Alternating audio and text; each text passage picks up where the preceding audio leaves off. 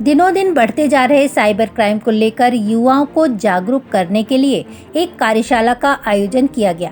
हितकारिणी विधि महाविद्यालय में आयोजित कार्यशाला में विशेषज्ञों ने युवाओं को साइबर क्राइम से संबंधित छोटी छोटी जानकारियां दी, जिस पर अमल करके साइबर क्राइम का शिकार होने से बचा जा सकता है। छात्र छात्राओं से यह भी अपील की गई कि वह इस जानकारी को बड़े बुजुर्गों के साथ भी शेयर करें, ताकि वह भी साइबर क्राइम के चंगुल में आने से बच सकें। जैसे कि शार्क एक देश शार्क यूनिट है हमारी, जिसमें के 7-5 देश हैं। हम कोशिश किए कि जो आज का चर्चा का विषय है, जो आज दिन भर होने वाली है, साइबर लॉ पे है, इमर्जिंग इशूज एंड चैलेंजेस। और इसमें इन पहलुओं पे क्या क्या उसके इशूज हैं, क्या क्या चैलेंजेस हैं, क्या क्या खतरे हैं, क्या क्या बेनिफिट्स हैं, इस पर हमें लगता है कि बहुत सारे छात्र और शिक्षकगण भाग लेने वाले हैं आज के दिन में। और जैसे आपको विदित है कि हमारे यहाँ साइबर लॉ की कानून भी है 2000, उसका फिलहाल संशोधन 2008 में भी हुआ है, लेकिन इसके बावजूद भी घटनाएं घटती जा रही। तो कहीं न कहीं मैंने ये बात अपनी रखी अपने चर्चा के दौरान कि साइबर लॉ की तो उसकी सशक्तिकरण की, उसकी मजबूती करने की ज़रूरत है, और जो मुझे उम्मीद है कि हो भी रहा है और उसमें और आमूलचूल परिवर्तन आने वाले दिनों में होगी, जो चैलेंजेस की वजह से, जो चुनौतियों की वजह से होने की बात।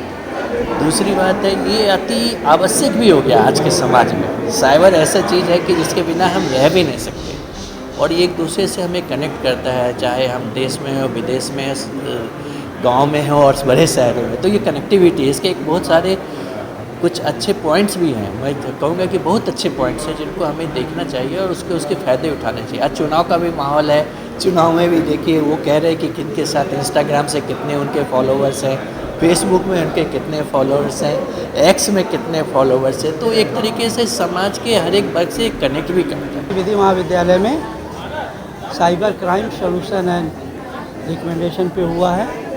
और साइबर क्राइम एक जटिल समस्या है, क्योंकि जो ही सर्कमस्टांसेस बढ़ते रहते हैं, परिस्थितियाँ बदलती हैं, तो साइबर क्राइम के रूप भी बदलते रहते हैं।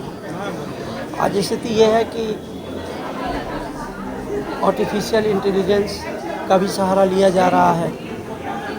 वो देश के और अलग अलग जगह जो है युद्ध में ह्यूमैनिटेरियन लॉ के अंतर्गत भी जो है अभी रूस और यूक्रेन युद्ध में आर्टिफिशियल इंटेलिजेंस के माध्यम से अटैक कराए जा रहे हैं। मगर साइबर क्राइम का जो सलूशन है वो एक्चुअली में जो इंडियन पर्सपेक्टिव्स के अंतर्गत यह है कि भारतीय परिदृश्य में जो सुरक्षा का जो जिम्मा है वो राज्यों का है। तो भी उस पर केंद्र ने जो है 2013 में केंद्रीय साइबर क्राइम नीति जो है वो IT एक्ट के अंतर्गत जो है लॉन्च किया है। और समस्या ये है ना कि सबसे बड़ी बात है कि आज भी जो भारत है वो गांव का देश है, और गांव का देश होते हुए भी इतना अवेयरनेस है लोगों के प्रति कि आपको बताएं कि सुप्रीम कोर्ट ने 1916 में एक केस डिसाइड किया था श्रेया सिंह का, जो कि IT एक्ट का सेक्शन 66A अनकॉन्स्टिट्यूशनल घोषित किया प्राइवेसी के अंतर्गत। उसके आज भी FIR लॉन्च हो रहे थे। उसके लिए एक जो है महान और FIR लॉन्च हो रहे थे। ये विडम्बना है कि मजिस्ट्रेट भी उसको सुन रहे थे, जो कि वो अनकॉन्स्टिट्यूशनल था वो 21 के अंतर्गत। तो अवेयरनेस बहुत ज़रूरी है, और ये अवेयरनेस जो ख़त्म कैसे होगा, वो सेमिनार के माध्यम से ख़त्म होगा, लोकल नाटक के माध्यम से ख़त्म होगा। गांव में उसके लिए प्रोविज़न बनाया गया डालसा के माध्यम से, सालसा के माध्यम से, तहसील तलकुदा तहसील के माध्यम से, कि इसमें जुडिशरी को भी इन्वॉल्व किया गया कि आप भी जाएं, हर जगह अपने कैंप्स को लगाएं और लोगों को अवेयरनेस करें। और जो ये साइबर क्राइम है वो तो भाई नेट है, इंटरनेट के माध्यम से हो रहा है, कैशलेस व्यवस्थाएं हो रही हैं।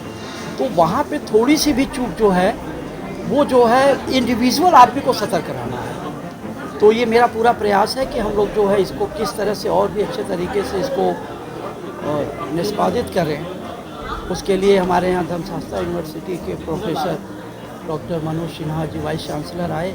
उन्होंने अपने शब्दों से जो है बहुत से अपने स्टूडेंट्स, हमारे पार्टिसिपेंट्स जितने भी थे उनको जो है